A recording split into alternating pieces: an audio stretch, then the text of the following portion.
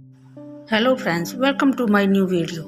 एक था सदना, कर्म से कसाई, पर मन से श्री हरि विष्णु का परम भक्त। उसके मुख पर सदैव भगवान का ही नाम रहता था। उसके हाथ मांस काटते और बेचने में व्यस्त रहते, परंतु मुख मुख में सदैव श्री हरि विष्णु का ही नाम रहता। श्रीमन नारायण नारायण हरि हरि, भजमन नारायण नारायण हरि हरि। ये बात कुछ लोगों के मन को मोह लेती, और कुछ लोगों को ये बात अप्रिय लगती।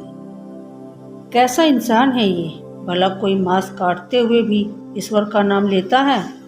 पर सदना इन सब बातों से बहुत दूर भगवान का नाम जपने में लीन रहता। एक दिन अपनी दुकान से घर की तरफ जाते समय अनायास ही उसकी नज़र एक पत्थर पर पड़ी।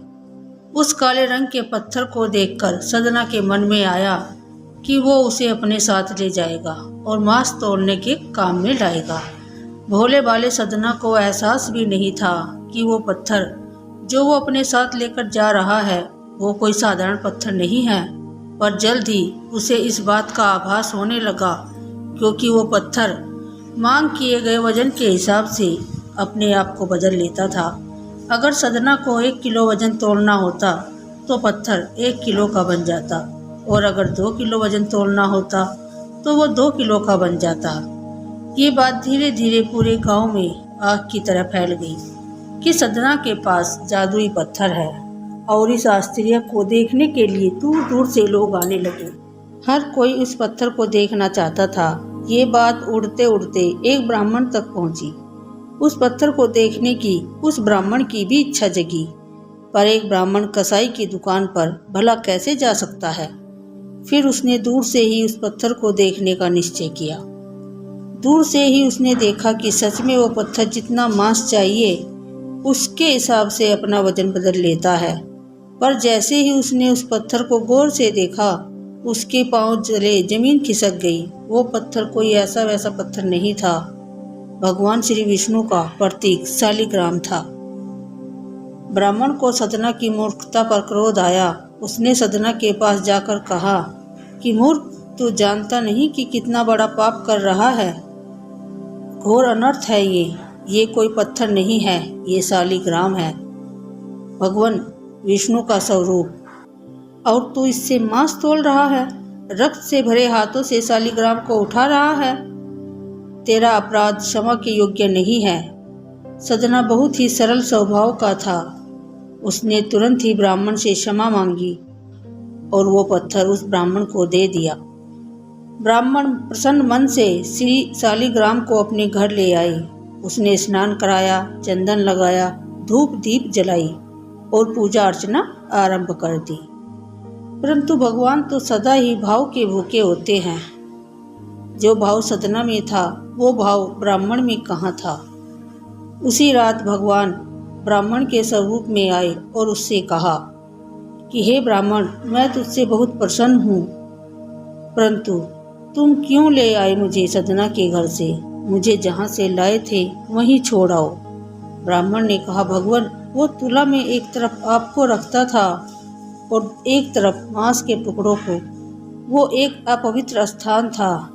इस पर भगवान बोले, वो जब मांस तोड़ने के लिए मुझे अपने हाथों में उठाता था तो मेरा रोम रोम पुलकित हो जाता था।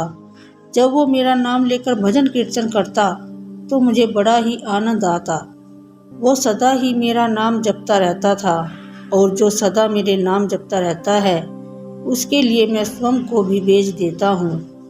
ये मात्र संयोग नहीं कि मैं सदना कसाई की को राह में गिरा मिला, मैं स्वयं उसके निकट रहना चाहता था।